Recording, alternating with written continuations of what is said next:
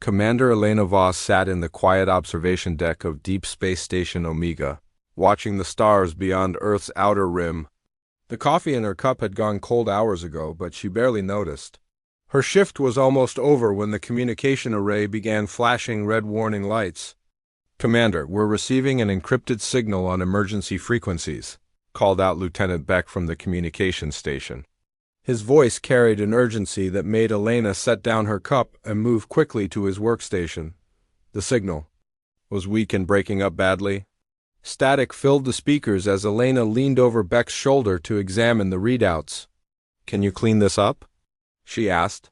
Beck's fingers danced across his controls, adjusting filters and boosters. Slowly, a voice emerged from the chaos. It was speaking in a language Elena had never heard before, but the universal translator kicked in after a few moments. "This is Captain Nira of the Lumani trade vessel Star Whisper," the voice said, trembling with fear. "We are sending this message to any civilized species who might receive it. Our homeworld has fallen. The Korthic Empire has enslaved our entire population. We are refugees running for our lives." Elena felt her blood run cold. The Lumani were known throughout this sector as peaceful traders who had never harmed anyone. Their ships carried art, music, and cultural exchanges between worlds, not weapons. The message continued. The Korthic are not like other conquerors. They do not seek territory or resources. They hunt peaceful species for sport and enslavement. They call us cattle.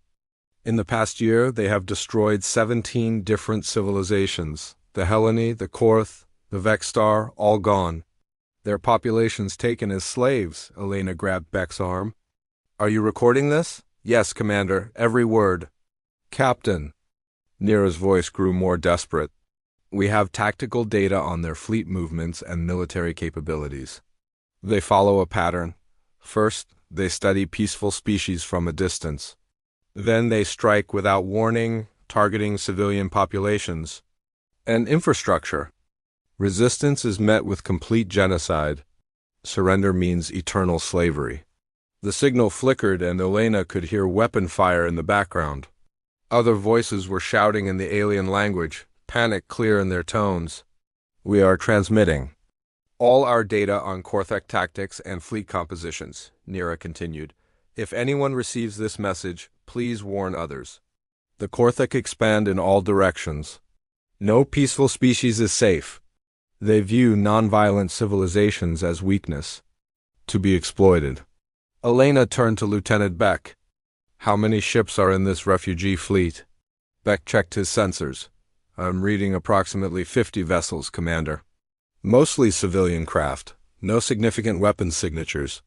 The transmission resumed with more background noise. "Our navigation systems indicate we are entering a star system marked as belonging to a species called humans. We have heard conflicting reports about your kind. Some say you are peaceful traders like us. Others whisper that you are something different. Something the Korthek feared to name." Elena raised an eyebrow. She had never heard of the Korthek being afraid of anything. "If you are indeed peaceful, we beg your forgiveness for bringing danger to your space. If you are something else, something stronger, then perhaps there is hope. We are being hunted by 3 Korthik battle groups. Our ships are damaged and running low on power. We cannot run much longer." The signal began to degrade rapidly. Captain Nira's voice became strained and urgent. "Please, whoever receives this message, do not let our sacrifice be meaningless.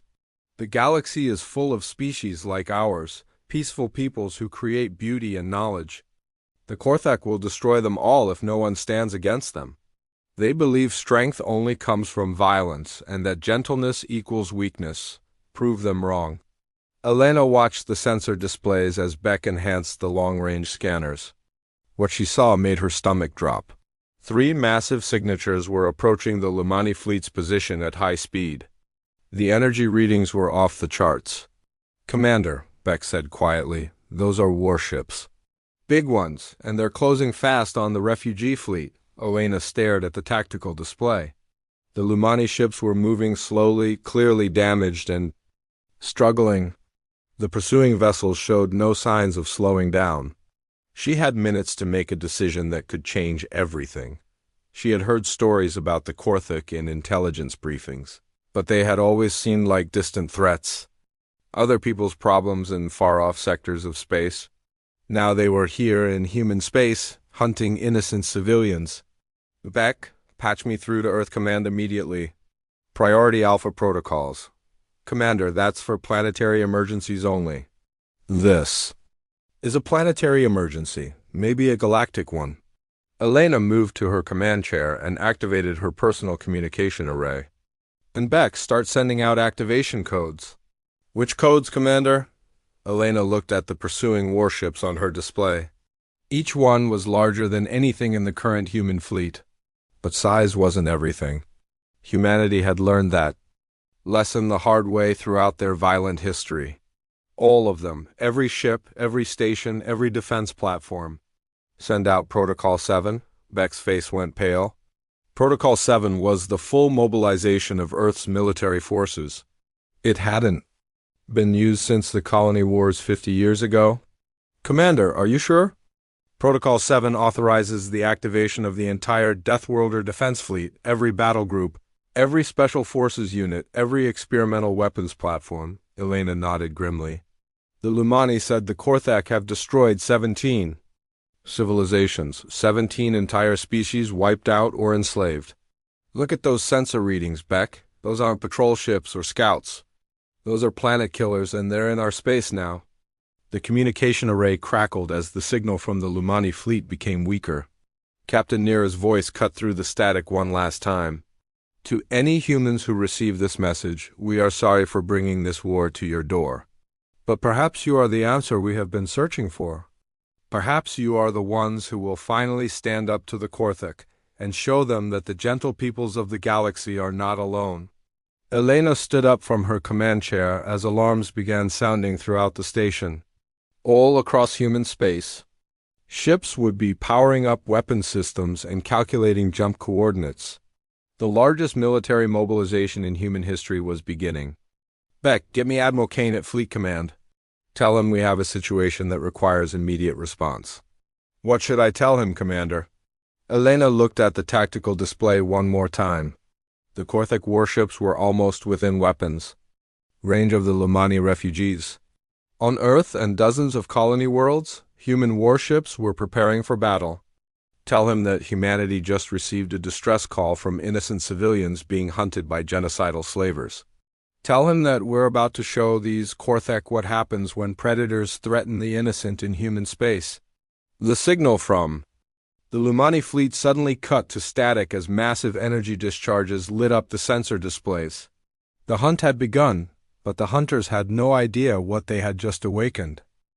Admiral Marcus Kane was reviewing supply reports in his office when the emergency transmission arrived from Deep Space Station Omega. The holographic display showed Commander Voss's face, tight with urgency and something else Kane recognized. From his own mirror during wartime, the look of someone who had seen too much. Admiral, we have refugees from a species called the Lumani requesting immediate assistance. They're being hunted by something called the Korthik Empire. Sir, these aren't raiders or pirates. According to the intelligence data they transmitted, the Korthik have systematically destroyed 17 different peaceful civilizations in the past year alone. Kane leaned forward in his chair. Destroyed how? Complete conquest, Admiral. Populations. Enslaved, world stripped of resources, entire cultures wiped out. The Lumani say the Korthik view peaceful species as cattle to be harvested. Kane's jaw tightened. Throughout human history, there had always been predators who targeted the weak and innocent. It seemed the universe was no different. What's their current status? 3 Korthik battle groups are closing on their position. The refugee fleet consists of approximately 50 civilian vessels, most damaged and low on power. Admiral, they're going to be slaughtered unless we intervene. Kane stood up and walked to the large viewscreen that dominated one wall of his office. Beyond the transparent aluminum, he could see the orbital shipyards where dozens of human warships floated in various stages of construction and maintenance. Commander Voss, you activated Protocol 7? Yes, sir. Given the scope of the threat and the implications for other peaceful species in the galaxy, I felt full mobilization was warranted. Kane nodded. Elena Voss had been his student at the Naval Academy 20 years ago. If she said the situation required Protocol 7, he trusted her judgment completely. Very well, Commander. Protocol 7 is confirmed and authorized. All fleet elements are to achieve combat readiness within 6 hours. Admiral Kane out? The moment the transmission ended, Kane activated his command console. Across human space, on dozens of worlds and hundreds of space stations, the most powerful military force in known space began to wake up. On Luna Base, Colonel Rita Stone was leading her Void Rangers through zero-gravity combat training when the activation codes reached her personal communicator. She had been expecting this call for months. Intelligence reports had been filtering in about aggressive expansions in distant sectors, but this was the first direct threat to human space. Rangers, gear up for immediate deployment, she announced. To her elite troops, this is not a drill. We have civilians under attack by hostile forces. Her second-in-command, Major Tom Bradley, raised his hand. Ma'am, what's our target? Stone checked her mission briefing as it downloaded to her tactical display. Unknown hostile force called the Korthik Empire. They specialize in enslaving peaceful civilizations. Our job is to make sure they learn what happens when they threaten innocence in human space. The Rangers cheered. They had trained for this moment their entire careers. Every man and woman in the unit had volunteered for the most dangerous missions humanity could offer. The chance to protect civilians from genocidal slavers was exactly why they had joined DOT in the asteroid belt. Captain Jake Morrison stood on the bridge of the heavy assault carrier Thunderhawk. His ship was one of the new experimental designs, built specifically for rapid deployment and overwhelming firepower. When the activation codes reached his vessel, Morrison smiled grimly. All hands, this is the captain, he announced over the ship's communication system. We have just received authorization for immediate combat deployment. Our mission is to assist refugee civilians being hunted by hostile forces. This is what we train for, people. Let's show these Korthik what human hospitality looks like. The Thunderhawk's massive engines began their startup sequence as fighters and bombers launched from the carrier's bays. Each pilot had been handpicked for their skill and dedication to protecting civilian populations. Meanwhile, in a different part of the galaxy, General Vex of the Korthik Empire stood on the bridge of his flagship, watching the pursuit of the Lumani refugees with satisfaction. The hunt had been entertaining so far, but it was almost over. The prey animals were slowing down, their primitive ships failing one by one. General, we are detecting some unusual energy signatures from the system ahead, reported his tactical officer, a scarred warrior named Commander Thrak. It appears to be inhabited by a species calling themselves humans. Vex examined the sensor data with mild interest. What do we know about these humans? Very little, sir. Our scouts report they have some spacefaring capability and appear to control several worlds in this region. Initial observations suggest another peaceful trading civilization. Vex laughed coldly. Perfect. After we finish with these Lumani cattle, we can begin evaluating the human population for harvesting. 2 species for the price of 1 hunt. Shall I prepare the standard intimidation protocols, General? Not yet, Commander. Let us see how these humans react to our presence first. Sometimes the prey animals surprise us with their cowardice. Back in human space, the response was anything but cowardly. Admiral Kane stood in the Fleet Command Center, watching as tactical displays showed hundreds of human warships moving into formation. The sight never failed to impress him, but today it carried special significance. Admiral, all fleet elements report ready for immediate deployment, announced his Chief of Staff, Captain Lisa Chun. Total force strength is 847 combat vessels, ranging from destroyers to dreadnoughts, Kane nodded. And our special assets? The Void Rangers are deploying from Luna Base. The Thunderhawk battle group is moving to intercept position. All stealth reconnaissance units are already en route to gather intelligence on these Korthik forces. Good. What about our refugee situation? Captain Chun consulted her displays. Long-range sensors are picking up additional distress signals. It's not just the Lumani Admiral. We're receiving calls for help from at least 3 other species, something called the Velthari, the Taurans, and the Grexani, all report being hunted by Korthak forces. Kane felt his anger building. This wasn't just an isolated incident.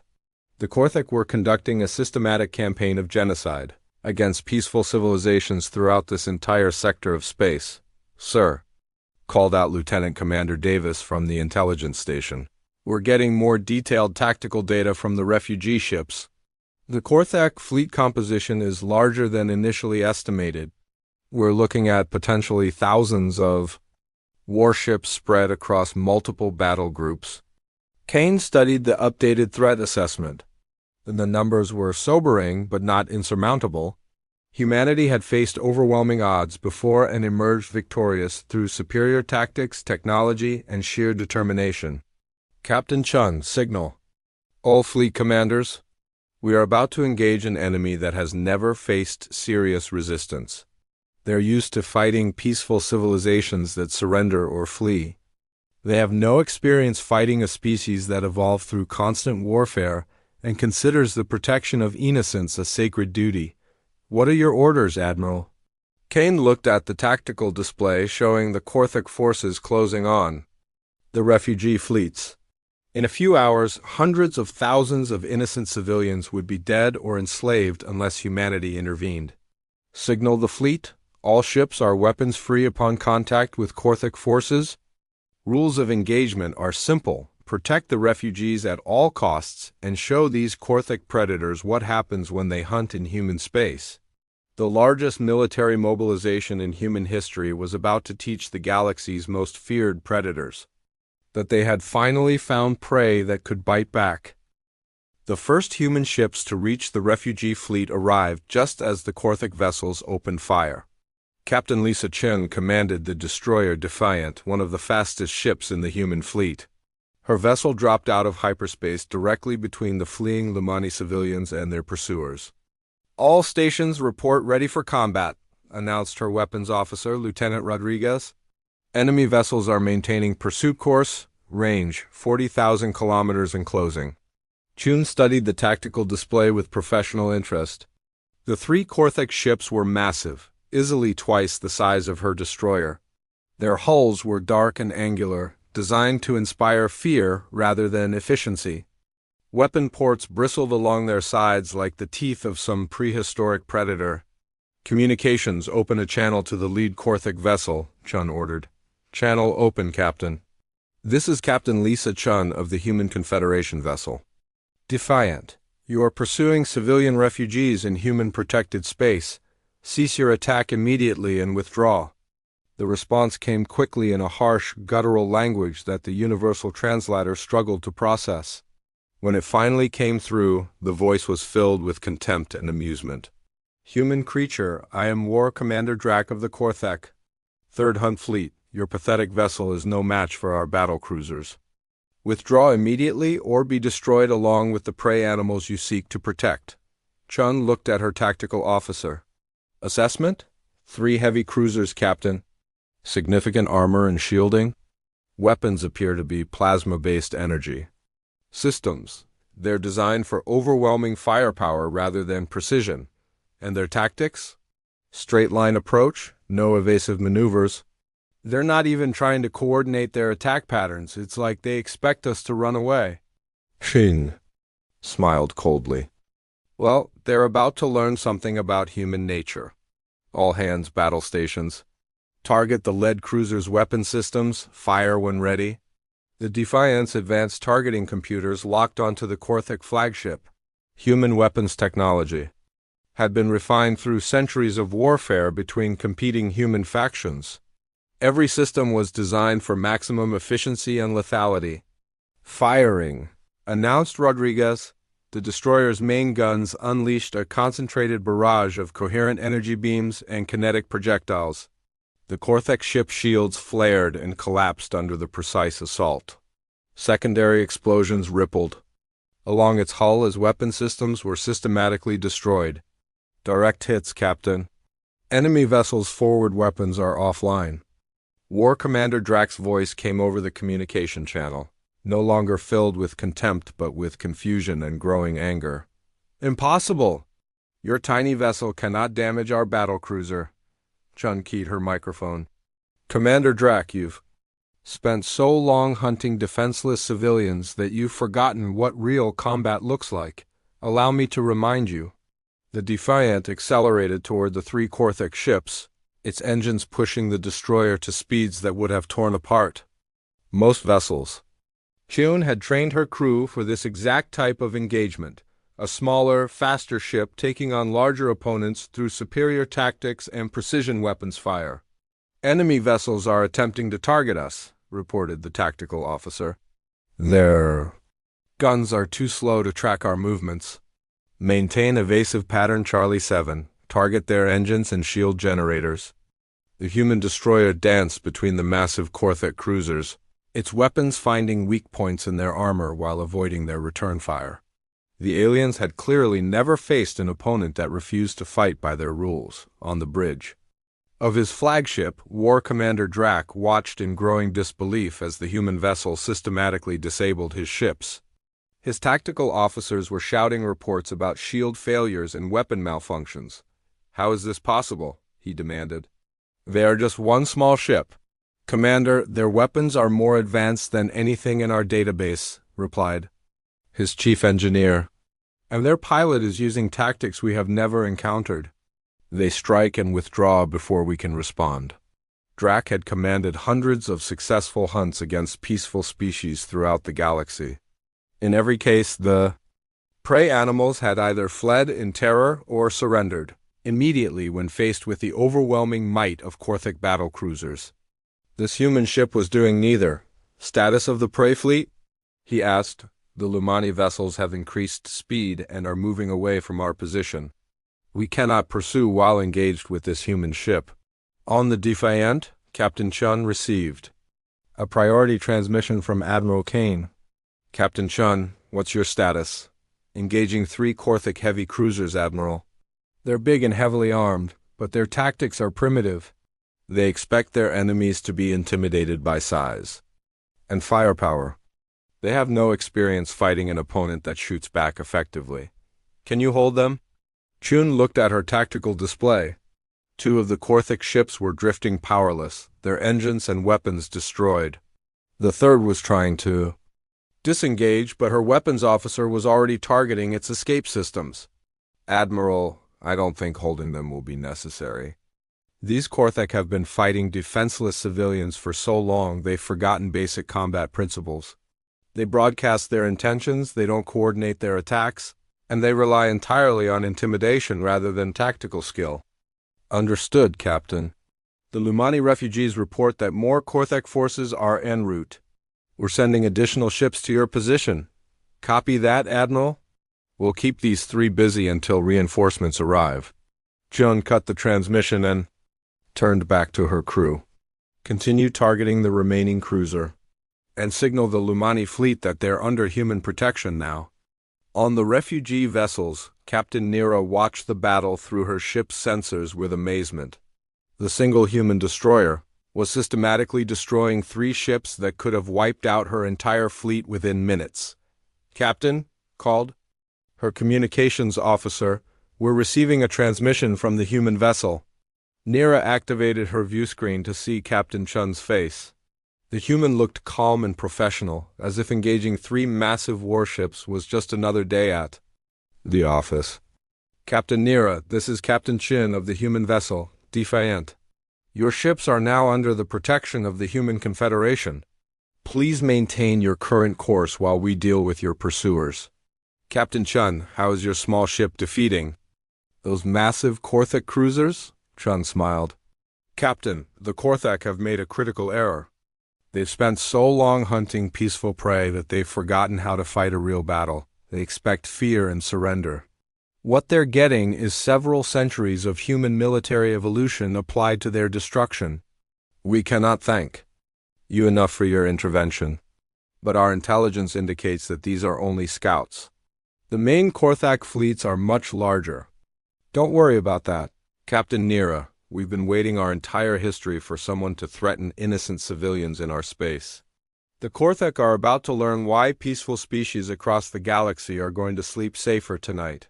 As if, to emphasize her point, the final Korthek cruiser exploded in a brilliant flash as the Defiant's weapons found its reactor core.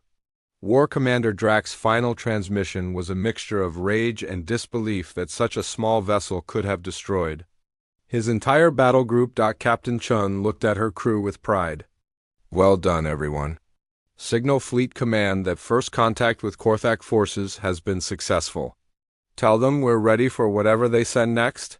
The message that went out across human space was simple but clear. The Korthak Empire had just discovered that their easy hunting days were over. Supreme War Chief Gravok received the report of War Commander Drax's defeat with cold fury. In his 300 years of conquest, no prey species had ever destroyed an entire Korthak battle group. The massive holographic display in his command chamber showed the tactical data from the engagement, and what he saw disturbed him more than he cared to admit. "Show me the analysis again," he commanded his senior tactical advisor, General Vex.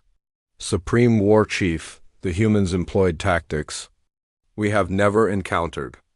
Instead of fleeing or surrendering when faced with superior numbers and firepower, they attacked immediately.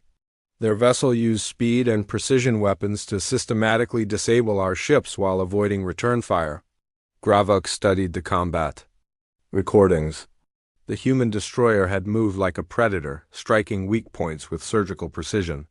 "These humans fight like hunters, not prey animals." "Yes, Supreme War Chief. Our intelligence reports indicate they evolved on a death world with multiple apex predators. Warfare appears to be their natural state." Gravok's mandibles clicked together in thought. In all his conquests, he had never faced a species that had evolved through constant conflict. The peaceful civilizations they usually hunted had developed art, philosophy, and advanced technology, but they had no experience with real violence. "What is the status of our main invasion fleet?" "Approaching human space with 700 battle cruisers and support vessels, Supreme War Chief." Admiral Krath requests permission to begin the standard intimidation protocols. Denied. These humans have already proven immune to intimidation. Signal Admiral Krath to proceed with Conquest Pattern Omega, full fleet engagement with maximum firepower. General Vex hesitated. "Supreme War Chief, Conquest Pattern Omega has never been used against a single species. It was designed for coordinated resistance by multiple civilizations. Then we will use it to ensure these humans learn their place quickly. I will not allow one species to threaten the expansion of our empire." In human space, Admiral Kane stood in the Fleet Command Center watching the tactical displays with grim satisfaction. The early skirmishes had gone exactly as he had hoped. Human ships were engaging Korthak forces across a dozen systems, and the results were consistently favorable. "Admiral, we have confirmation from Captain Torres," reported his communications. "Officer, his stealth squadron successfully rescued the Velthari refugee fleet. No Korthak survivors." "And Major Rodriguez's ground forces?" "They've secured the Torrens evacuation site on Kepler Prime. The Korthak landing force was completely eliminated before they could harm any civilians." Kane nodded with approval. The human fleet had split into rapid response task forces, abandoning traditional formation fighting in favor of guerrilla warfare tactics. It was a strategy that played to humanity's strengths while exploiting the Korthak weakness for predictable, overwhelming force. Captain Maria Santos called in from her orbital fire support position above New Geneva Colony. "Admiral, we have multiple refugee camps secured and under protection. The alien civilians are amazed that we're risking human lives to protect them. Captain Santos, make sure they understand that protecting innocent lives is not a risk for humanity. It's our purpose." The tactical display updated with new intelligence from reconnaissance drones. What Kane saw made him call for an immediate conference with his senior commanders. "All task force leaders, priority communication. We have a development." Within minutes, holographic projections of his key commanders appeared around the conference table. Colonel Stone from her Void Rangers command ship, Captain Morrison from the Thunderhawk, Commander Torres from his stealth squadron, and a dozen other veteran officers. Ladies and gentlemen, long-range sensors have detected the main Korthak invasion fleet. 700 vessels, including ships we classify as super dreadnoughts. They're not coming to intimidate us. They're coming to destroy us. Colonel Stone leaned forward. Admiral, what's their estimated time of arrival? 18 hours to the outer defense perimeter. But they're not following standard invasion routes? Intelligence suggests they're planning to bypass our defensive positions and strike directly at civilian targets. Captain Morrison's image flickered as his ship maneuvered through an asteroid field. So that's consistent with everything we've learned about Korthak tactics. They target civilians to force military surrender. Which means they still don't understand who they're fighting, Kane said with a cold smile. They think threatening human civilians will make our military forces surrender to protect them. Commander Torres spoke up from his stealth frigate. Admiral, what they don't realize is that threatening human civilians will make our military forces fight harder than they've ever fought before. Kane activated the main tactical display, showing the projected Korthak approach routes. Here's what we're going to do. We're going to let them come. We're going to make them think they're succeeding. And then we're going to show them what happens when predators threaten human families. The plan he outlined was audacious even by human standards. Instead of meeting the Korthak fleet in traditional battle formation, the human forces would scatter throughout the system using asteroid fields, nebulae, and debris clouds as cover. When the aliens arrived expecting easy targets, they would find themselves surrounded by an enemy that specialized in ambush tactics. Colonel Stone, your Rangers will spearhead boarding operations on their command ships. We need to disrupt their coordination and gather intelligence on their fleet capabilities. Understood, Admiral. My people are ready. Captain Morrison, the Thunderhawk will serve as mobile command base. Your fighter squadrons will provide rapid response wherever the fighting is heaviest. Copy that, sir. We'll be ready to support any engagement. Commander Torres, your stealth ships will be our eyes and ears. I want real-time intelligence on every Korthak vessel as they enter the system. Kane looked around the table at the faces of humanity's finest military commanders. Each one bore the scars and experience of a lifetime spent preparing for exactly this moment. Make no mistake, people.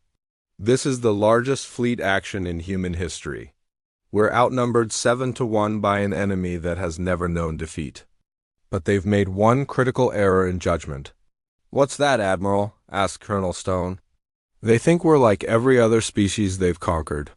They think we'll surrender to save civilian lives.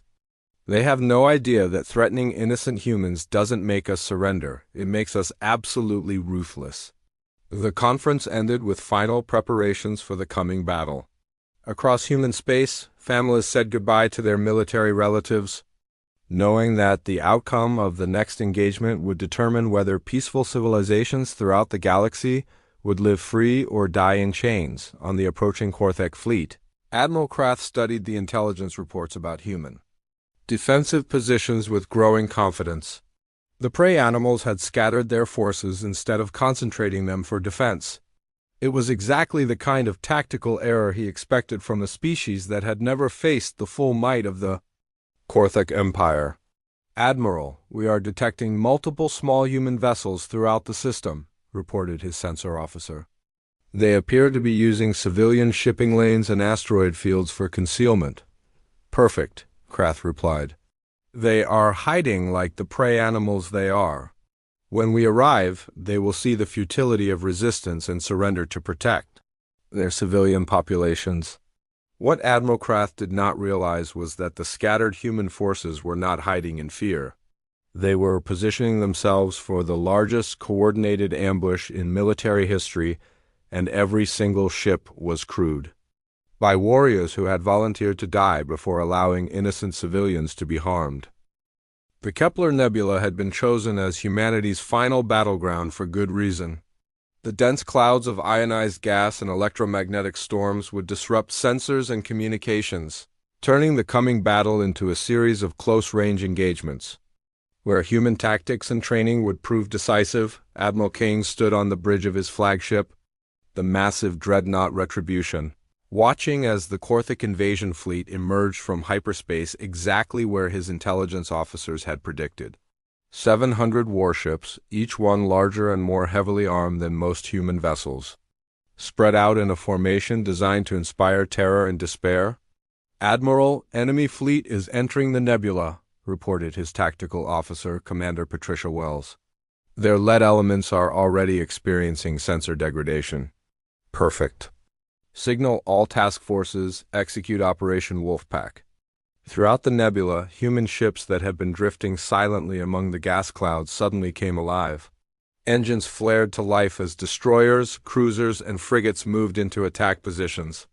The carefully planned ambush was about to begin. Captain David Park commanded the experimental ship Shockwave, equipped with humanity's newest weapons technology. His vessel had been hiding in the shadow of a dead asteroid for 6 hours, waiting for this moment. As the first Korthak battle cruiser passed within range, he gave the order to attack. "All weapons fire for effect." The Shockwave's experimental plasma cannons unleashed devastating energy beams that punched through the alien ship's shields like they were made of paper. The Korthik vessel, caught completely by surprise, exploded in a brilliant fireball that lit up the entire nebula. "Direct hit, Captain," reported his weapons officer. "Enemy vessel destroyed.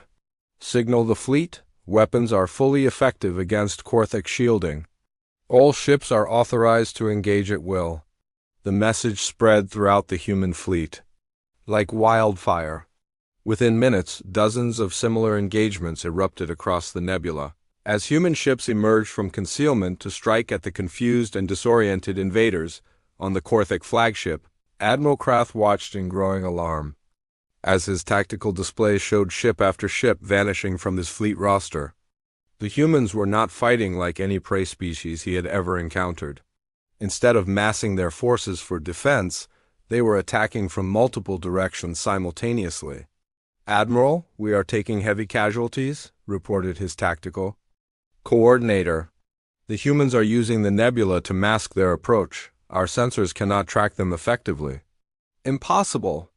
700 ships cannot be defeated by this ragtag collection of prey animals." "Sir, recommend we withdraw to clear space where our superior numbers can be brought to bear?" Krath's mandibles clicked in fury. "Never. Signal all ships to increase firepower and target anything that moves. These humans will learn to fear the might of the Korthik Empire." But the humans had no intention of allowing the alien fleet to regroup. Colonel Riddestone led her Void Rangers in a series of boarding actions that targeted the largest Korthak vessels. Her elite troops used personal teleporter technology to appear directly on enemy bridges, eliminating command crews before they could coordinate their defenses. "Rangers, this is Stone," she broadcast to her scattered teams. "Remember, we're not just fighting for humanity today. Every peaceful species in the galaxy is counting on us to prove that predators can be stopped." Her words proved prophetic as the refugee fleets that had been hiding on the edge of the system suddenly joined the battle. The Lumani, inspired by human courage, used their advanced sensors to guide human weapons to their targets. The Crystalline Velthari employed their unique technology to disrupt Korthik shield generators. Even the aquatic Taurans contributed by coordinating rescue operations for damaged human ships. Captain Nira of the Lumani vessel Star Whisper opened a communication channel to Admiral Kane. "Admiral, our people have never seen anything like this. You're fighting a fleet 10 times your size to protect species you barely know." Kane's voice came back steady and determined. "Captain Nira, this is what humans do. We stand between predators and innocents. Today we stand for every peaceful species in the galaxy." The tide of battle turned decisively when Captain Morrison's carrier Thunderhawk launched its full complement of fighters and bombers into the heart of the Korthik formation. The small, fast human craft swarmed around the massive alien ships like angry insects, their precision weapons targeting critical systems with devastating effect. Supreme War Chief Gravok had traveled to the battle personally, confident that his presence would ensure victory. Now he stood on his command bridge watching his mighty fleet being systematically destroyed by an enemy he had dismissed as weaklings. How is this possible? He demanded of General Vex. They are outnumbered 7-1. Supreme War Chief, the humans fight like nothing we have ever encountered. They do not seek to preserve their forces or minimize casualties. They fight to win at any cost. Their damaged ships ram our vessels rather than retreat. Their pilots sacrifice themselves to protect their larger ships. This is not the behavior of prey animals. Gravok watched as another of his super dreadnoughts exploded under concentrated human fire. The alien commander was beginning to understand a truth. That would reshape the balance of power in the galaxy. Humanity was not another peaceful species to be conquered. They were apex predators who had temporarily stopped fighting each other to deal with a common threat. Signal Admiral Kane, Gravok ordered. I would speak with him. The communication established, Gravok found himself looking at a human who showed no fear, no desperation, only cold determination. I am Supreme War Chief Gravok of the Korthic Empire. Your resistance is impressive, but futile. Surrender now, and your people will be granted the honor of serving the Empire. Kane's expression did not change. War Chief Gravok, I am Admiral Marcus Kane of the Human Confederation Fleet. You have entered our space hunting innocent civilians. You have threatened peaceful refugees under our protection. Surrender immediately, and your surviving crews will be treated according to our laws of war. Gravok laughed, though the sound held less confidence than before. You cannot be serious. Even if you defeat this fleet, the Empire has thousands more ships. We rule hundreds of worlds. War Chief, you've spent so long hunting defenseless prey that you've forgotten a basic truth about predators. Eventually you encounter something that hunts back. Today you learn that the age of easy conquest is over. The final phase of the battle began when human ships started coordinating their attacks with deadly precision. Instead of individual ship actions, entire battle groups moved in perfect synchronization, concentrating their firepower on single targets before dispersing. To avoid return fire, Captain Park's experimental ship Shockwave found itself in direct combat with Gravok's flagship. The massive Korthek vessel was 5 times larger and carried weapons that could destroy planets. But the human captain had advantages that no amount of size or firepower could overcome. This is for every innocent civilization you've destroyed, Park said as he targeted the alien ship's reactor core. The explosion that followed could be seen throughout the nebula. The death of the Korthic flagship marked the end of organized resistance as the surviving alien ships began to flee in all directions. Admiral Kane opened a general communication channel that reached every ship in both fleets. This is Admiral Kane to all vessels. The Korthic Empire's invasion of human space has failed. To any surviving Korthic commanders, you have one chance to withdraw peacefully. Any ship that continues hostilities will be destroyed. The response was immediate. Of the 700 ships that had entered the nebula, less than 200 remained functional, and most of those were already turning away from human space as fast as they're damaged. Engines could carry them. Captain Nira's voice came over the communication system, speaking for all the refugee species who had witnessed the battle. Admiral Kane, how can we ever thank you? You have given us something we thought was lost forever, hope. Kane looked out at the debris field that had once been the most powerful invasion fleet in Korthic history. Captain Nira, make sure every peaceful species in the galaxy knows what happened here today. Let them know that predators can be stopped, that innocence can be protected, and that the strong have a duty to stand guard over the weak. The news of humanity's victory spread across the galaxy faster than the speed of light. On 1,000 worlds, peaceful civilizations looked up at the stars and realized they were no longer alone. The age of the Korthic Empire was ending, and the age of human protection had begun. In the months that followed, refugee species established new homes under human protection. The galaxy's trade routes became safe again as human patrol ships ensured that the strong could no longer prey upon the weak without consequence. The Korthic Empire faced with the first military defeat in their history, sued for peace rather than face the full wrath of a species that had turned the protection of innocence into an art form. The treaty that ended the war established humanity as the unofficial guardians of peaceful civilizations throughout the galaxy. Admiral Kane, promoted to Grand Admiral for his victory, stood once again in his office looking out at the orbital shipyards. But now, instead of preparing for war, human ships were escorting refugee fleets to new homes and ensuring that never again would predators hunt unopposed in the dark between the stars. The dying alien ship tumbled through space like a broken bird. Its silver hull was torn open in 3 places and strange blue fluid leaked from the wounds into the cold darkness. Emergency signals screamed from every communication device on board. As the vessel limped toward the edge of human space, Commander Talia Reeves stood on the bridge of the Earth defense cruiser Defiance and watched the alien craft approach. Her weathered face showed no emotion, but her gray eyes tracked every detail. 20 years of fighting pirates and hostile aliens had taught her to be careful. Trust could get you killed out here in the black. "Ma'am, the alien ship is requesting emergency docking," said Lieutenant Hayes from his position at the communications console. His young face was pale with excitement. First contact situations were rare and dangerous. "Any weapons signatures?" Reeves asked without taking her eyes off the main screen. "Negative, Commander. Their power systems are failing fast." "Whatever hit them hard," Reeves nodded slowly. The ship looked harmless enough, but appearances meant nothing in space. She had seen cargo haulers that could crack a moon and warships, disguised as medical transports. Still, something about the vessel's desperate flight pattern suggested genuine fear rather than deception. "Bring them aboard," she ordered. "But keep the Marines ready. If this goes bad, I want options." The alien ship barely made it to the docking bay before its engines died completely.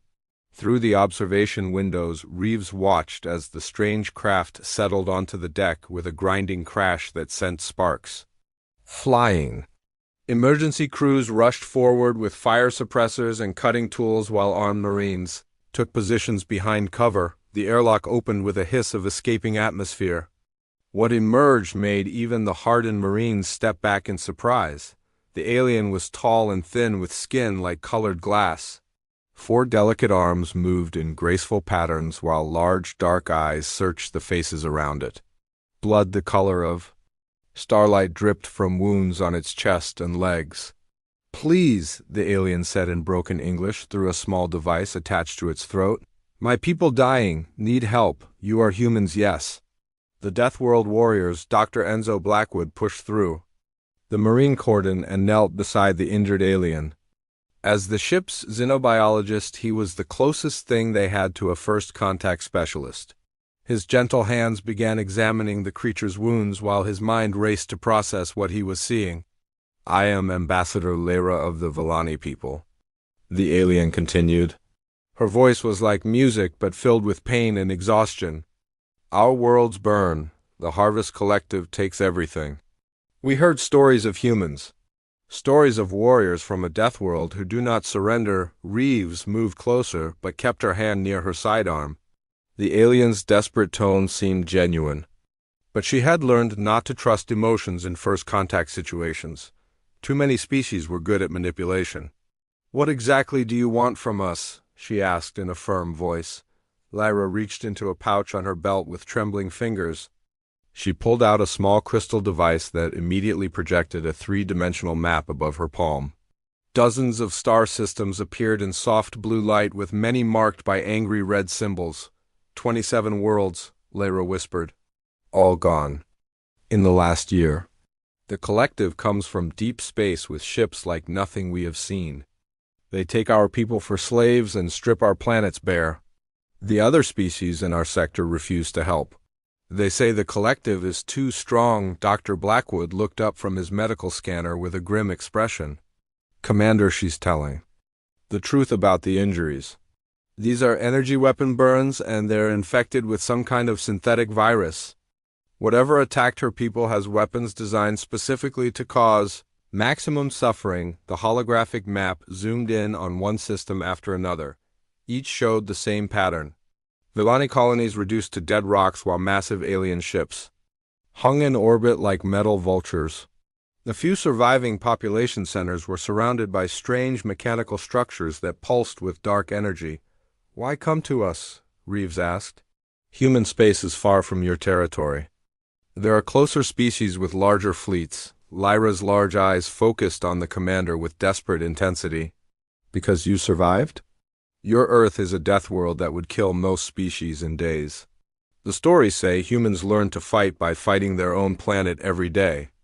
That you do not know how to surrender because surrender means death on your world. The stories also say we're violent and unpredictable," Reeves replied. "Most species avoid us." "Yes," Lyra said with something that might have been a smile. "The is why we came? The collective has never faced true Deathworlders. They take worlds by making the defenders give up hope. But humans do not give up hope, do they?" Before Reeves could answer, the ship's alarm system began screaming. Red lights flashed throughout the docking bay as Lieutenant Hayes' voice crackled over the intercom. "Commander, we have multiple massive energy signatures dropping out of hyperspace at the edge of the system. Unknown configuration, but they're huge.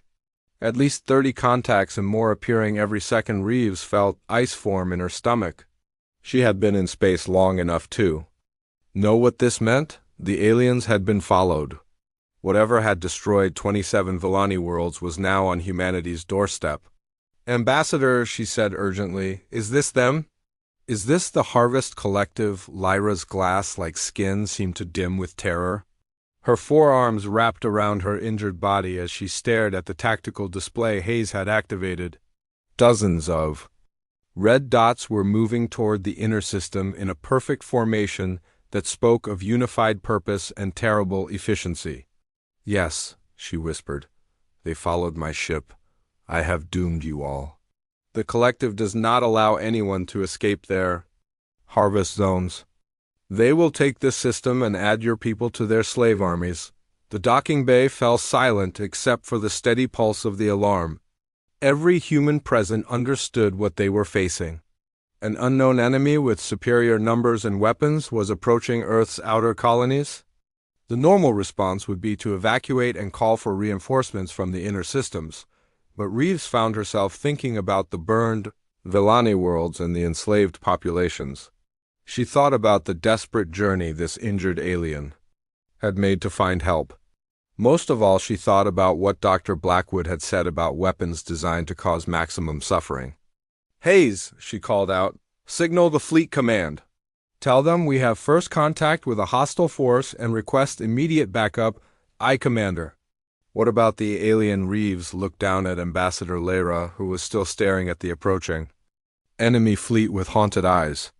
The Villani had traveled across the galaxy looking for warriors crazy enough to fight the impossible. They had come to the right place.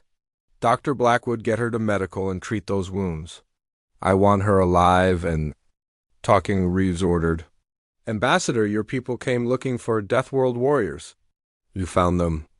Now let's see what these Harvest Collective bastards do when they run into humans who have nothing left to lose." The red dots on the tactical display continued their steady approach toward the heart of human space. In 6 hours they would reach the outer colonies. In 12 hours they would be in position to attack Earth itself. But for the first time since her world began burning, Ambassador Lyra felt something other than despair. She felt hope. The emergency meeting room, deep inside Earth Defense Command, buzzed with tension. Admiral Marcus Stone sat at the head of the long metal table and studied the faces of his senior officers. These were men and women who had fought pirates in the Outer Rim and hostile aliens in the border sectors. They had seen combat that would break lesser species. But the data streaming in from long-range sensors was unlike anything they had faced before. "Captain." Rosa Martinez leaned forward in her chair and pointed at the main display. Her scarred hands moved with practiced efficiency as she manipulated the tactical readout. The approaching enemy fleet had grown to over 50 ships, and more were arriving every hour. "So the enemy formation is perfect," she said in her gravelly voice. "No gaps, no weak points, and they're maintaining formation even while more ships join them." That level of coordination suggests either an artificial intelligence or some kind of hive mind control. Lieutenant Jake Morrison was the youngest officer in the room, but his tactical analysis had impressed everyone who worked with him. He stood and activated his personal data pad, which connected to the main display. Detailed schematics of the alien ships appeared in rotating three-dimensional models. "The vessel designs don't match any known species in our database," he reported. "But look at this. Each ship incorporates technology from multiple sources. The hulls show Regellian energy shield patterns. The weapons are similar to Centauri plasma. Cannons and the engines use principles we've seen in 3 different alien technologies." Dr. Blackwood entered the room still wearing his medical coat stained with alien blood. He had spent the last 4 hours treating Ambassador Lyra and learning everything he could about the Villani and their enemy. His normally calm face was pale with exhaustion and something darker.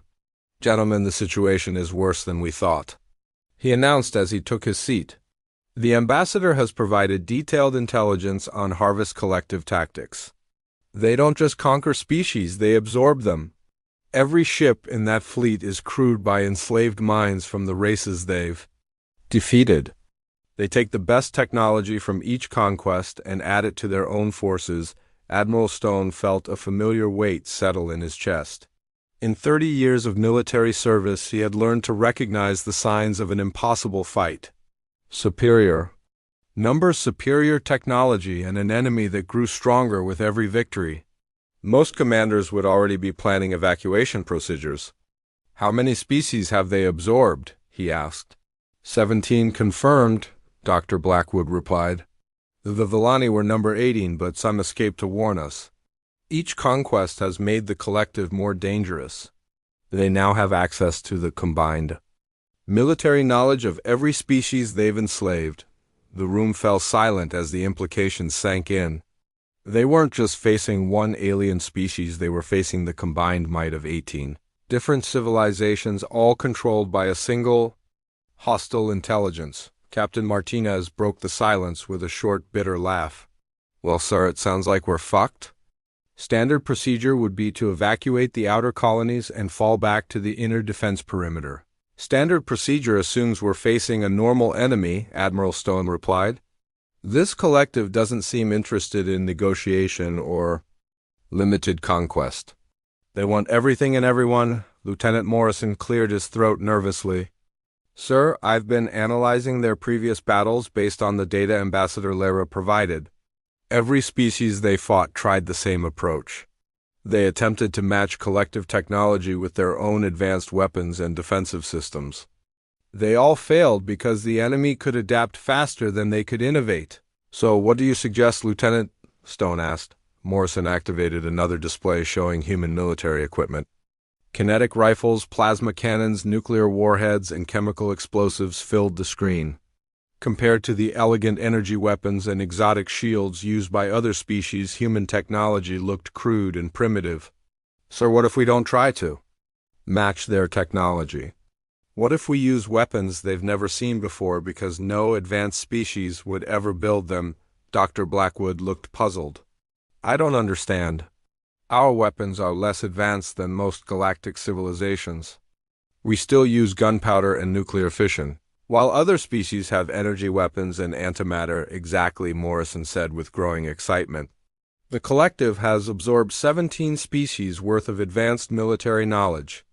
They know how to counter energy shields, quantum torpedoes, and gravitational weapons.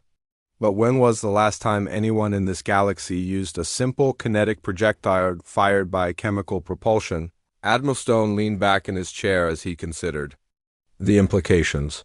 Human military doctrine had always been considered primitive by galactic standards. While other species developed elegant solutions to warfare, humans built weapons that were redundant, brutal, and designed to keep working even when everything went wrong. "Earth defense doctrine," he said slowly. "Overwhelming firepower, multiple redundant systems, and the willingness to take casualties that would break other species. The Deathworld approach," Captain Martinez added with a grim smile. "We learned to fight by fighting a planet that tried to kill us every day. Every human Weapon system is designed around the assumption that everything will go wrong and you'll need to keep fighting. Anyway, Morrison nodded enthusiastically. A collective ship designed to absorb energy weapon impacts might not even have armor thick enough to stop a depleted uranium penetrator. Their adaptive shields might not recognize a chemical warhead as a threat until it's too late. Dr. Blackwood looked thoughtful. Ambassador Lyra mentioned that human reputation in this part of the galaxy is mostly based on rumors and fear. Other species avoid us because they consider us unpredictably violent. The collective might not have accurate intelligence on our actual capabilities. Admiral Stone stood and walked to the main display. The enemy fleet was now less than 4 hours from the outer colonies.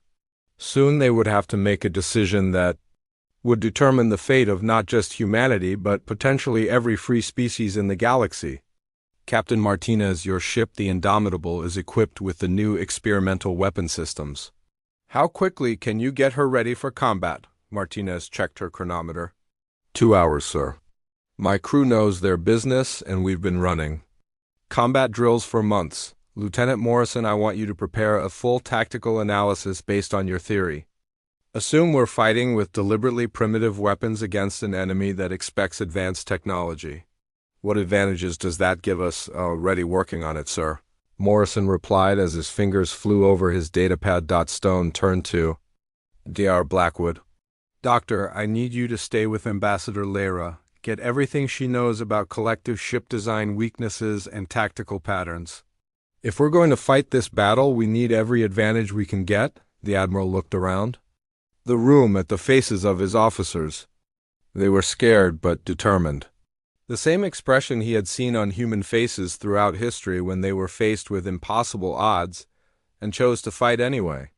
Gentlemen, we have a choice. We can evacuate and hope the collective is satisfied with the outer colonies. Or we can show these bastards what happens when you threaten a Deathworld species. Captain Martinez stood and saluted. Sir, the Indomitable and her crew volunteer for the first wave. If we're going to hell, we might as well lead the way. One by one, the other officers stood and voiced their agreement. Admiral Stone felt a familiar mixture of pride and sadness. He was about to send good people to die in a battle they might not win. But someone had to stand between the darkness and the light. Signal all available ships to rendezvous at Titan Station, he ordered. We're going to war. The Proxima Refuge orbital habitat hung in space like a wounded giant. The massive station had once housed 3 million Villani civilians, but now its outer sections were dark and twisted metal. Harvest collective ships moved around it like sharks, feeding on a dying whale, while smaller craft shuttled between the alien vessels and the station's remaining populated areas. Captain Elena Cross watched the scene from the bridge of her scout ship Razor's Edge. Her small vessel was hidden in the shadow of an asteroid field at the edge of the system while she studied the enemy through passive sensors. What she saw made her stomach turn with anger. How many collective ships? She asked her tactical officer. 15 confirmed, Captain. Various sizes from small scouts to what looks like a heavy cruiser. They've got the station completely surrounded, and they're taking their time, Cross nodded grimly. The enemy wasn't in any hurry because they didn't expect resistance. According to the intelligence from Ambassador Lyra, the collective had never faced a species that fought back effectively. They were used to their victims surrendering once they realized the hopelessness of their situation. Any sign of Villani Defense Forces? Negative, Captain. Looks like they either evacuated or were destroyed in the initial attack. Sergeant Ben Cooper moved up from the cargo hold where he had been checking his Marine Squad's equipment. The big man's scarred face was set in the expression he wore before combat. 20 years of boarding actions and close-quarters fighting had taught him to read tactical situations quickly. Captain, we've got 6 Marines and enough firepower too. Take maybe one of those smaller ships, he said quietly. But if we're going in, we need to do it soon. Long-range sensors show the main collective fleet is only 2 hours behind us. Cross checked her chronometer. The human battle fleet was still 6 hours away, which meant her small scout ship was the only hope for the civilians trapped on that station. Standard military doctrine said she should observe and report back, but standard doctrine hadn't counted on facing an enemy that enslaved entire populations. Tech specialist Park, what can you tell me about their ship designs? She called out. Amy. Park looked up from her electronics console where streams of data flowed across multiple screens. Her young face was intense with concentration as she analyzed the energy signatures and communication patterns of the enemy vessels.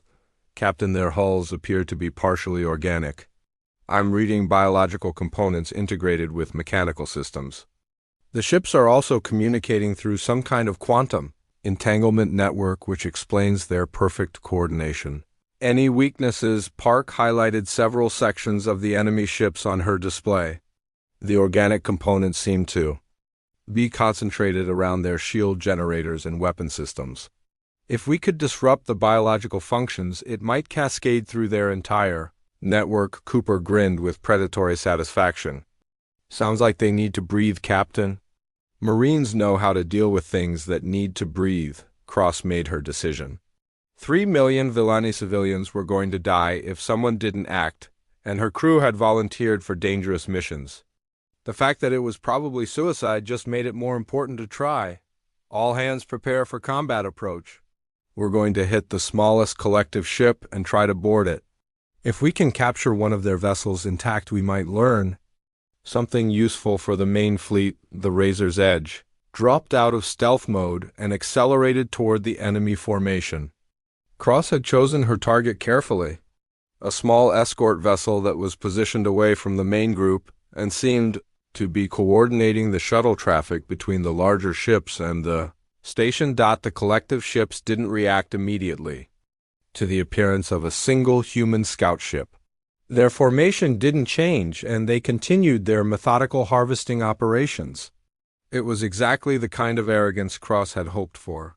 They're not even raising shields, Park reported. With amazement. I think they're trying to scan us instead of fighting. Their mistake, Cross replied as she armed the ship's weapons. Fire all kinetic batteries. Target their engine section. The Razor's Edge shuddered as her railguns discharged. Streams of depleted uranium penetrators crossed the distance between the ships at a significant fraction of light speed. The collective vessel's organic hull rippled and pulsed as the projectiles tore through sections that had never been designed to stop simple metal slugs. Direct hits, Captain. Their hull is breaching in multiple locations, and I'm reading massive internal damage. The enemy ship began to tumble as its engines failed. Emergency atmosphere vented from the wounds in glowing streams while the vessel's organic components seemed to writhe in pain. The other collective ships finally began to react, but their elegant formation worked against them in the confined space around the station. Cooper, get your Marines ready for boarding, Cross ordered.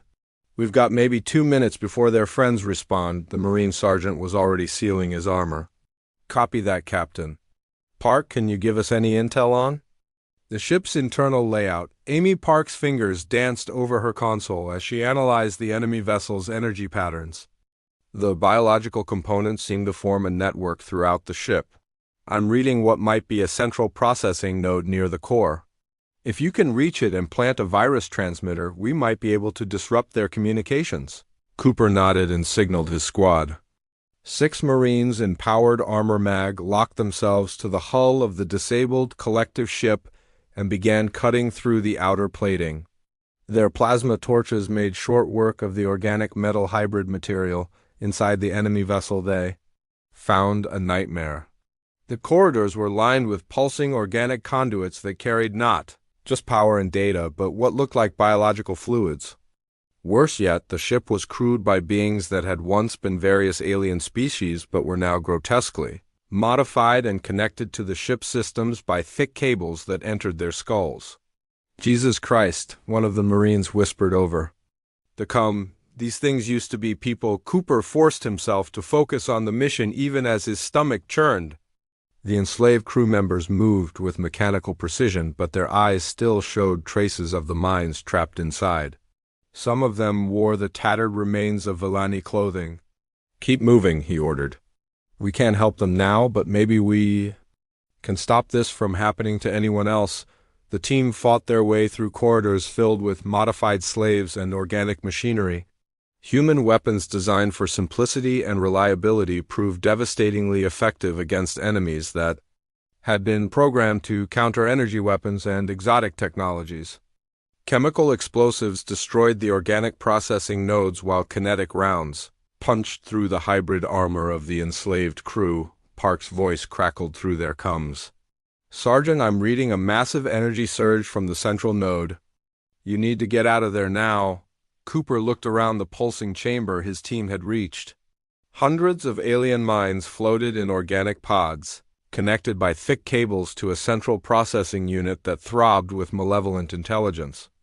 The virus transmitter in his hand seemed pathetically small compared to the vast network surrounding them. "Negative, Park. This is what we came for," he replied as he activated the device. The virus transmitted by Park's equipment was specifically designed to attack biological computer networks. As it spread through the ship's organic systems, the enslaved minds began to convulse and scream. Some of them seemed to regain awareness for brief moments before the network tried to reassert control. "Cooper, get out of there!" Cross's voice was urgent. "The other collective ships are moving to intercept us, and that station is about to explode." The Marine sergeant placed the transmitter against the central processing node and watched as lines of code began flowing across its surface. The organic computer tried to adapt to the virus, but human programmers had designed the weapon to be deliberately chaotic and unpredictable. "Transmitter is active, Captain. Whatever this thing learns, it's going to be gibberish," Cooper reported. As his team ran for the boarding point, they barely made it back to the Razor's Edge before the disabled collective ship exploded in a cascade of organic and mechanical failures. The virus had spread through the biological network and caused a complete system collapse. More importantly, the ship's quantum communicator had transmitted the corrupted data to every other vessel in the collective fleet before failing. "Captain, we need to go," Park called out. "The enemy ships are acting strange, but they're still moving to intercept us." Cross looked at the tactical display and saw that the collective vessels were indeed behaving erratically. Their perfect formation had dissolved, and several ships seemed to be having problems with their navigation systems. The virus had worked better than they had hoped. "Set course for the rendezvous point," she ordered. "We need to get this intel back to the main fleet." As the Razor's Edge accelerated away from Proxima Refuge, Cooper made his report to Admiral Stone over the long-range communicator. The Marines had learned crucial information about collective ship design and crew composition, but the cost had been seeing what happened to the conquered species. "Sir, they're not just killing people," he said with barely controlled anger. "They're turning them into slaves and using them to crew their ships. Some of those things we fought used to be Villani civilians." Stone's voice crackled back over the cum, filled with grim determination. "Understood, Sergeant. Your intelligence will help us save the ones we can." Cross checked her sensors one more time as they reached the edge of the system.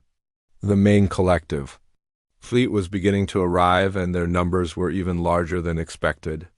Over 60 ships of various sizes were dropping out of hyperspace and moving toward human territory. But for the first time since the crisis began, she felt something other than dread.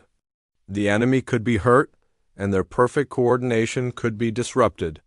The Deathworld species had drawn first blood and learned valuable lessons about their new enemy. The real battle was about to begin. ********. The Villani core system of Haven Prime had once been the jewel of their civilization. 7 inhabited worlds orbited a gentle yellow star, while massive orbital habitats housed billions of the peaceful aliens. Now the system looked like a graveyard. 3 worlds showed the telltale scorch marks of orbital bombardment, while the surviving planets cowered behind defensive shields that flickered with each enemy attack. Fleet. Admiral Rebecca Hunt stood on the bridge of her flagship Retribution and studied the tactical display with growing unease. The Harvest Collective had assembled the largest fleet in recorded galactic history. Over 200 ships of every conceivable design filled the space around Haven Prime like a metal plague. Worse yet, their formation showed a level of tactical sophistication that hadn't existed during the previous engagements. "Ma'am, enemy fleet composition analysis is complete," reported her tactical officer, Commander Lisa Park. The young woman's voice was steady, but Hunt could see the fear in her eyes. "We're looking at vessels from at least 20 different species, all unified under collective control. They've integrated human tactical data from our previous encounters." Colonel David Nash moved up from the Marine staging area where he had been briefing his Special Forces teams. The scarred veteran had volunteered for what everyone knew was likely a suicide mission, but his weathered face showed only grim determination. "Admiral, the intelligence from Captain Cross's boarding action was invaluable, but it also revealed something troubling," he said as he activated his personal data pad. "Some of those enslaved crew members were human. The collective has been infiltrating our space and studying our tactics from captured personnel." Hunt felt a cold weight settle in her stomach. The enemy wasn't just adapting to human weapons, they were learning human strategy from the source. Every advantage that had made the Deathworld species unique was being absorbed and turned against them. "Dr. Chun, what's your assessment of their coordination capabilities?" she asked. "Dr. Lisa?" Chun looked up from her psychological analysis console where she had been studying the enemy fleet movements. Her expertise in hive mind behavior had made her invaluable in understanding how the collective functioned. "Admiral, their network shows signs of rapid adaptation and learning. Each engagement teaches them something new about human tactics. But I've also detected what might be a vulnerability. The hive mind that controls them appears to have a central processing node probably located on their flagship. You're suggesting we go after their command ship?" "More than that," Chun replied with growing excitement. "If we could disrupt the central node, it might cause a cascade failure throughout their entire network. But it would require getting close enough to upload a virus directly into their core systems." Chancellor Vex of the Villani appeared on the main communication screen. The alien leader looked exhausted, and his normally pristine robes were stained with the blue blood of his people. Behind him, the lights of his command center flickered as another enemy barrage struck the planetary shields. "Admiral Hunt, our defenses are failing," he reported in his musical voice. "The collective ships are using modified human weapons now. Kinetic bombardment and plasma charges that our shields cannot deflect. We have perhaps 6 hours before the surface installations are destroyed."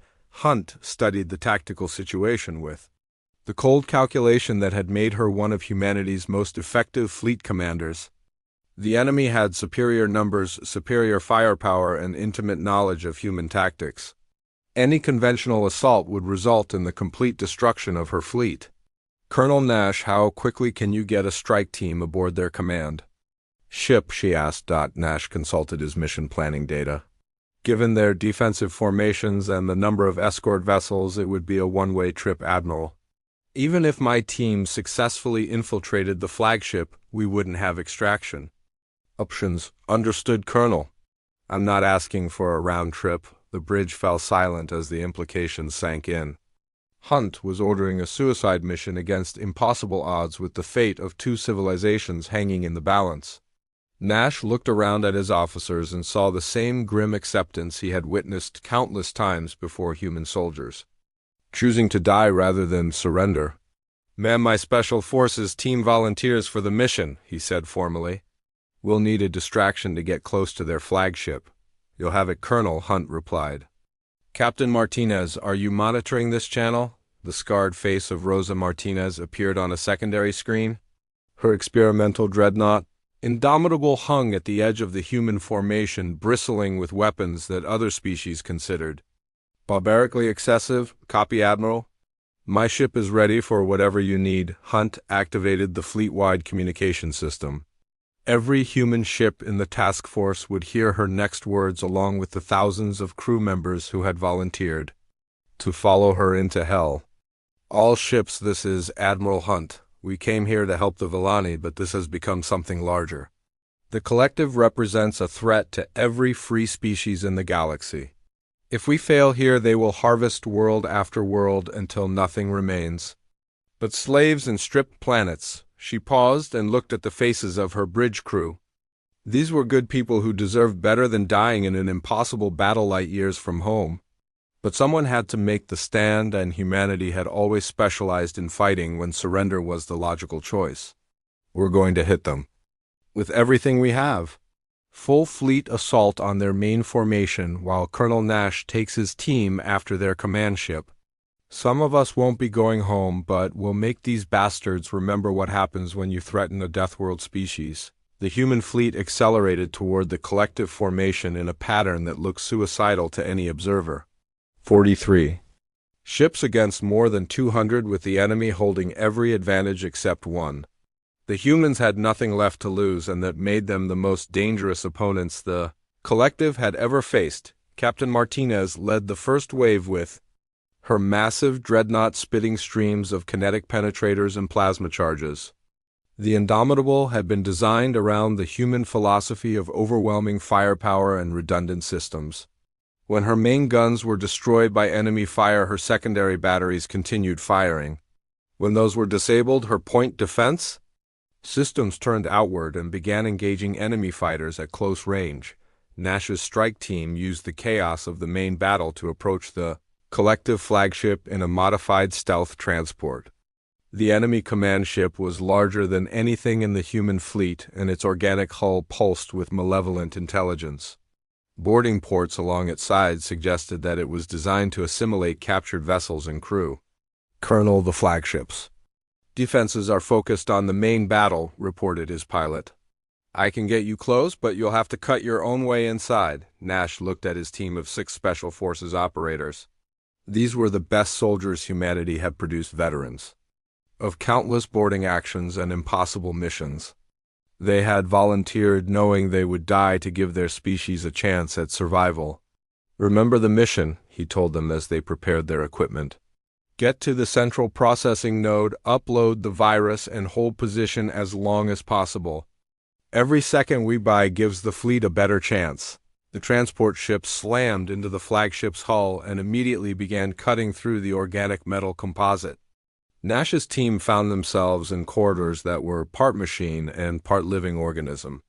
Enslaved crew members from dozens of species moved through the passages with mechanical precision while organic processing nodes pulsed with stolen memories and knowledge. The worst part was seeing the human prisoners. Men and women who had been captured during the collective's reconnaissance. Missions now walked the corridors with cables buried in their skulls and their eyes showing no recognition of their former humanity. Keep moving, Nash ordered as his team fought through waves of enslaved defenders. We can't save them, but we can stop this from happening to anyone else. They reached the central processing chamber to find something that defied description. Vast organic brain the size of a building floated in mechanical fluids while thousands of cables connected it to processing nodes throughout the ship. This was the Harvester Prime entity, the ancient intelligence that controlled the entire collective. Welcome, humans, a voice spoke directly into their minds without using sound. I have been studying your species with great interest. Your tactical innovations will make valuable additions to my network. Nash activated the virus transmitter even as organic tendrils erupted from the walls to capture his team. The device was designed to attack biological computer networks with chaotic data, patterns that couldn't be easily adapted to or controlled. Go to hell, he replied as the upload began. The entity's mental laughter was like ice in their minds. You misunderstand the situation? I allowed your infiltration because I wanted to capture human tactical specialists alive. Through your team, I will gain access to your fleet's command codes and strategic databases. Nash felt the organic cables beginning to burrow into his skull even as the virus continued its work. But he had one final surprise that the ancient intelligence hadn't expected. His team carried dead man switches that would detonate if their vital signs ceased. You made one mistake, he said as consciousness began to fade. You assumed we wanted to survive this mission. The explosion tore through the central chamber and sent cascades of disrupted data throughout the collective network. The virus had been uploaded successfully, but more importantly, Nash's final sacrifice had damaged the entity's core processing capabilities. Across the battle zone, collective ships began to falter as their coordination network failed. Some vessels turned on each other as confused and corrupted data flowed through their systems. Others simply drifted powerless as their enslaved crews experienced momentary freedom before the backup control systems engaged. Admiral Hunt watched the chaos spreading through the enemy fleet and knew that Nash's mission had succeeded. The collective could still fight, but they had lost their perfect coordination and tactical superiority. For the first time since the battle began, she allowed herself to hope that some of her people might survive. But the entity was far from finished, and its rage at being wounded by primitive Deathworlders would drive it to commit every resource to destroying the human fleet once and for all.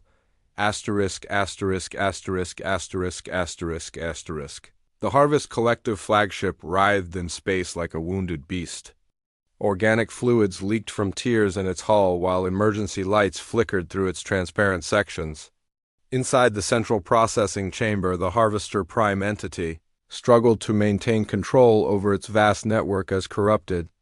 Data cascaded through its systems. Private Kelly Rivers crouched in an access tunnel deep within the enemy ship and watched the chaos unfold around her. She was the sole survivor of Colonel Nash's strike team, and her orders were simple. Keep the Verus transmitter active for as long as possible while the entity tried to purge the infected data from its network. "Admiral Hunt, this is Rivers," she whispered into her communicator. "The virus is working, but the entity is adapting faster than expected. It's trying to isolate the infected sections and rebuild its network from backup nodes."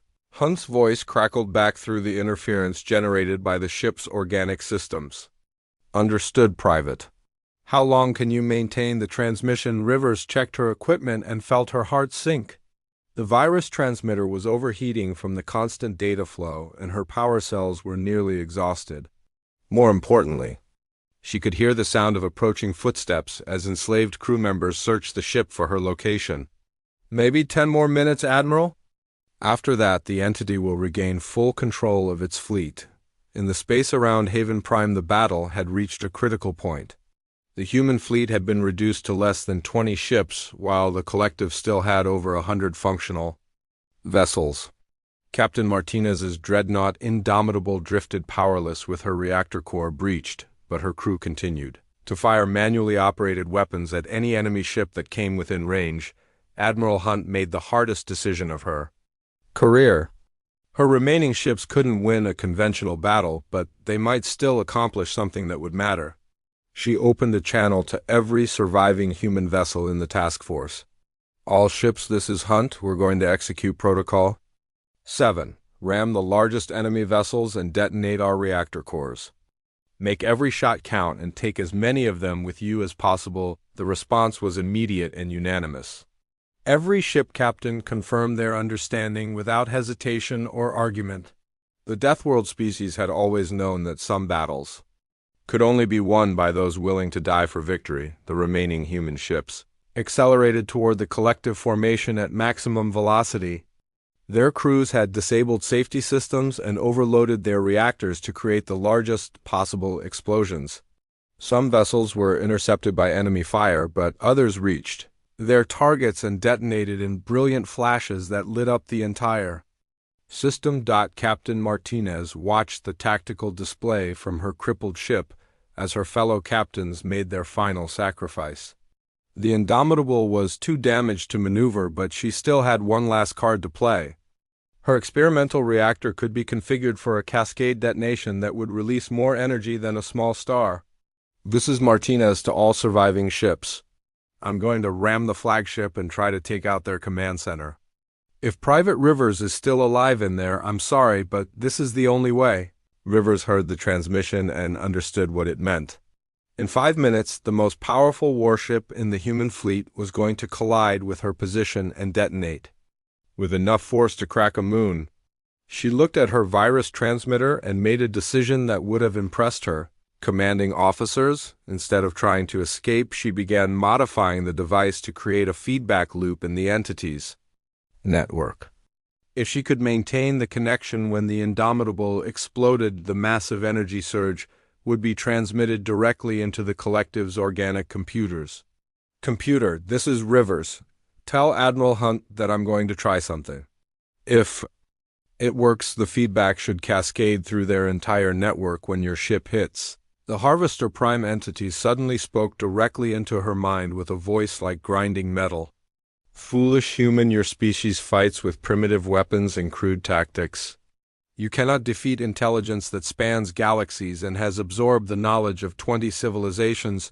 Rivers continued working on her modifications. Even as organic tendrils began breaking through the access tunnel walls. Maybe not, but we're too stupid to know when we're beaten? That's got to count for something. The entity's mental laughter was cold and alien. Your sacrifice is meaningless. Even if you destroy this vessel, I have backup nodes throughout the galaxy.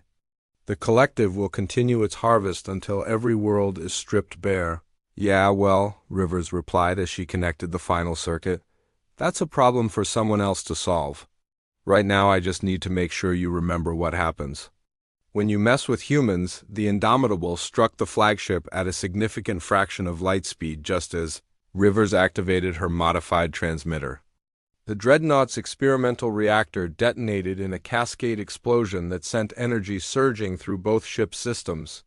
The feedback loop Rivers had created channeled that massive power directly into the entity's organic network. The effect was beyond anything the human military planners had imagined. The energy surge didn't just disrupt the collective's communications, it awakened every enslaved consciousness in their network. Across the battle zone, alien crew members suddenly remembered who they had been before their capture and turned on their organic implants. Ambassador Lyra watched from the bridge of a Villani rescue ship as collective vessels began attacking each other. Enslaved minds that had been suppressed for years were fighting back against their controllers. Some ships simply shut down as their crews destroyed the organic processing nodes, while others erupted in internal battles between freed prisoners and loyal collective drones. By the ancient lights, she whispered in amazement. The humans have freed them all. The remaining human ships pressed their attack against the confused and fractured enemy fleet.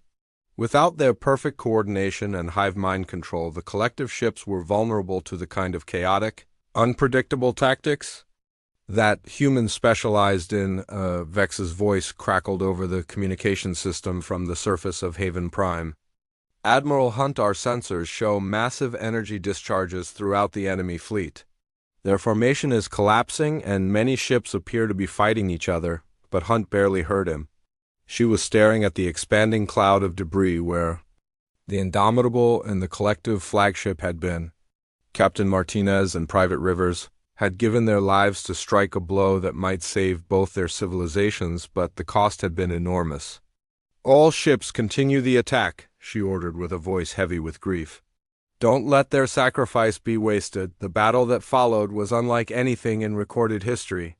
Freed slaves fought against their former captors, while human ships provided support with their remaining weapons. Species that had been enslaved for decades suddenly found themselves fighting for their freedom. Alongside the Deathworld warriors who had made it possible, Dr. Chun monitored the communications networks and provided real-time analysis of the situation. Admiral, the entity's primary consciousness appears to have been destroyed, but individual ship nodes are still trying to maintain control. The freed prisoners are having varying degrees of success in overcoming their implants. Some liberation attempts succeeded completely, with alien crew members destroying their organic controllers and regaining full autonomy. Others resulted in partial freedom, where the enslaved minds could resist but not entirely overcome their programming. A few ships remained under full collective control, but they were isolated and outnumbered. The tide of battle turned decisively when a group formerly enslaved Rigelian engineers managed to take control of a heavy cruiser and turn its weapons against their former masters. Their success inspired similar uprisings throughout the enemy fleet as species after species chose freedom over the false security of the hive mind. Ambassador Lyra's ship picked up Admiral Hunt's battered flagship and provided medical assistance to the survivors. As the last collective vessels either surrendered or self-destructed, Lyra found herself standing beside the human commander watching the aftermath of the greatest space battle in galactic history. "Your people saved us all," she said in her musical voice. The collective controlled 17 species and was preparing to harvest dozens more. But the Deathworld warriors showed the galaxy that even the darkest tyranny can be defeated by those willing to sacrifice everything for freedom. Hunt looked at the tactical display showing the scattered remains of both fleets. Less than a dozen human ships had survived the battle and thousands of good people had died to win this victory. But across the system, freed slaves were helping each other repair their ships and plan for a future without the collective's control. "They'll build something better," she said quietly. "All those species working together instead of being controlled by some ancient intelligence. Maybe that's worth what it cost." The memorial service was held in space between the human and Villani fleets. Representatives from 7 different species that had been freed from collective control attended to honor the humans who had died for their liberation.